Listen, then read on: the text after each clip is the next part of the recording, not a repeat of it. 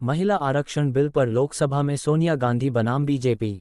श्रीमती गांधी ने कहा कि विधेयक पर बोलना उनके लिए एक भावनात्मक क्षण था क्योंकि उनके पति राजीव गांधी ने स्थानीय निकायों में आरक्षण लागू किया था। महिला आरक्षण बिल पर चर्चा के लिए बुधवार को लोकसभा में कांग्रेस और बीजेपी आमने सामने हो गईं, जबकि पूर्व कांग्रेस प्रमुख सोनिया गांधी ने अन्य पिछड़ा वर्ग के लिए आरक्षण और विधेयक को तत्काल लागू करने की मांग की। भाजपा सांसद निशिकांत दुबे ने पार्टी पर राजनीतिक दृष्टिकोण से नई बातें कहने का आरोप लगाया और दावा किया कि उसने इस संदर्भ में कभी भी ओबीसी कोटा के बारे में बात नहीं की थी। महिला विधायकों के लिए आरक्षण विधेयक पर विपक्ष की ओर से पहली वक्ता के रूप में श्रीमती गांधी ने कहा कि उनकी पार्टी कानून का समर्थन करती है, लेकिन उन्होंने महिलाओं के लिए 33% कोटा के भीतर अन्य पिछड़ा वर्ग के लिए आरक्षण की मांग की। उन्होंने ये भी कहा कि विधेयक पर बोलना उनके लिए एक भावनात्मक क्षण था क्योंकि उनके पति राजीव गांधी स्थानीय निकायों में महिलाओं के लिए आरक्षण पर विधेयक पेश करने वाले पहले व्यक्ति थे। एक लंबी यात्रा। हिंदी में बोलते हुए पूर्व कांग्रेस प्रमुख ने कहा, भारतीय राष्ट्रीय कांग्रेस की ओर से मैं यहाँ नारी शक्ति वंदन अधिनियम के समर्थन में खड़ा हूँ।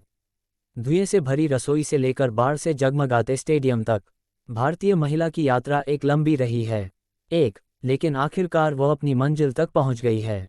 ये कहते हुए कि महिलाएं आज़ादी की लड़ाई और नए भारत के निर्माण में पुरुषों के साथ कंधे से कंधा मिलाकर लड़ी हैं।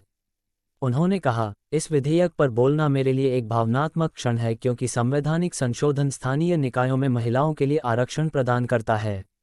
सबसे पहले मेरे पति राजीव गांधी ने इसे पेश किया था।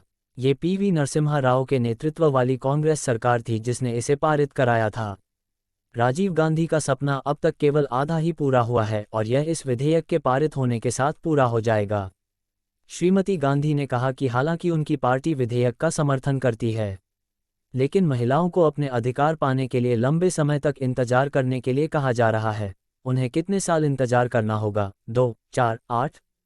बीजेपी का पलटवार। प्रधानमंत्री कह रहे हैं कि यह सही समय है, यही समय है विधेयक पारित करने का। इस विधेयक को पेश करने और यहाँ की महिलाओं को सम्मान और आरक्षण देने के लिए विशेष सत्र बुलाने के लिए हमें उन पर गर्व है।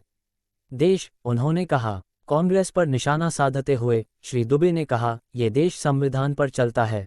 वे पंचायतों और स्थानीय निकायों में महिलाओं के लिए आरक्षण शुरू करने के लिए अपनी पीठ थपथपा रहे हैं। उन्होंने कभी भी ओबीसी आरक्षण के बारे में बात नहीं की या इसके लिए प्रावधान नहीं किया। उन्होंने राजनीतिक दृष्टिकोण से नई बातें सामने ला रहे हैं।